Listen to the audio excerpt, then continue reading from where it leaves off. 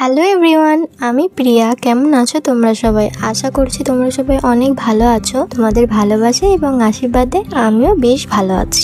আজকে শনিবার, আজ সকালটা আমরা ঘর গোছানো দিয়ে স্টার্ট করলাম। এই যে আমি সকালবেলা বিছানা গজ করছি, জামা কাপড় গজ করছি, আমাকে কিন্তু বারবার করতে হবে এই জিনিসটা। মেয়েদেরকে আমাদের রিপিট করতে হয় এটা বারবার।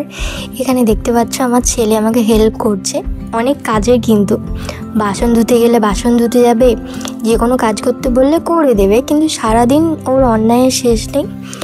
এই যে বিছানাটা গজ করলাম, আমাকে সারাদিনে যে কতবার গজ করতে হবে তার নেই ঠিক। ভাবছিলাম জানলাগুলোর পর্দা নেবো, হয় গোল্ডেন কালারের নেব, না হয় ব্লু কালারের নেব। তো কেমন ফাঁকা ফাঁকা লাগছে না? নিলে আরও সুন্দর লাগবে ঘরটা। তারপর আমরা একটু বাজারের দিকে যাব। এখানে বাবুকে আমি রেডি করিয়ে দিচ্ছি, তারপর আমি রেডি হব। ওকে রেডি করাতে অনেক সমস্যা, একটা টিপ পরবে না, জামা কাপড় পরতে চায় না। তারপর ওকে ভালো করে রেডি করে দিয়ে এখানে আমি রেডি হয়ে নেব, যাচ্ছি কিছু কেনাকাটার জন্য। তো গেলেই তো ওর বায়না কেমন জানো।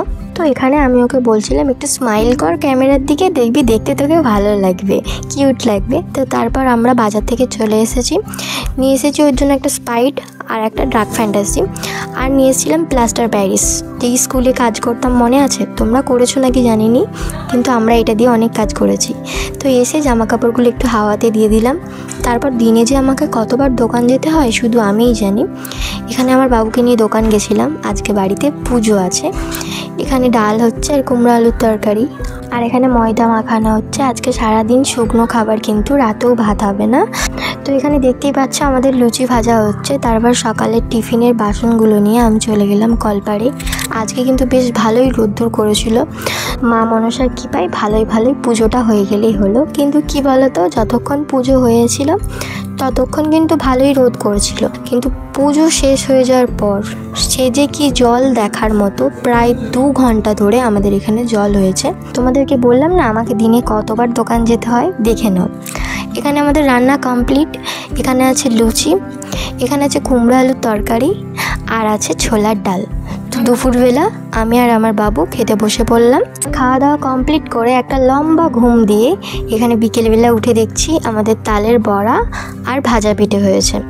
তারপর আমরা যে সকালবেলা প্লাস্টার প্যারিস নিয়ে এসেছিলাম, এটা হ্যান্ডমেড ফুলদানি করছি, কারণ আমার বাবু একটা চিনেমাটির ফুলদানিকে ভেঙে ফেলেছে। তো তার জন্য একটা হ্যান্ডমেড ফুলদানি ঘরে তৈরি করছি। তো এখানে দেখতে পাচ্ছ ওটা জমে গেছে, জমে যাওয়ার পরে তো আমরা এখানে ফুলগুলো সেট করে দিচ্ছি। আর আমি এই হ্যান্ডমেড ফুলদানিটার পুরো ভিডিও একদিন শেয়ার করে দেব। তারপরে আমি সকালবেলা বললাম না যে ঘর গোছানো আর জামা কাপড় গোছানো মেয়েদের কোনো দিনও ছাড়বে না, এটা সারা জীবন মেয়েদের রিপিট হবে। তো এখানে সন্ধেবেলা অনেক জামা কাপড় ঝোড়ো হয়ে গেছিলো, সেগুলো আমরা গজ করে নেব। আর যেগুলো হাতের সামনে থাকার জন্য যে জামা কাপড়গুলো গজ করছি ওইগুলো চেয়ারেই রাখবো আমি। এখানে আমার বেডশিটটা ধুয়ে মা রেখে দিয়েছিল, তো সেইগুলোকেই গজ করে আমি আমার আলমারিতে রেখে দিয়েছি। তো তোমরাই দেখো এখন ঘরটা কেমন লাগছে। তো বন্ধুরা, আমি আজকে এখানেই ব্লগটা এন্ড করলাম। তোমাদের যদি আমার ব্লগ ভালো লাগে অবশ্যই চ্যানেলটিকে সাবস্ক্রাইব করে আমার এই ছোট্ট চ্যানেলের মিষ্টি সদস্য হয়ে সারা জীবন পাশে থাকবে এভাবে। টাটা সবাইকে, ভালো থাকবে তোমরা সবাই।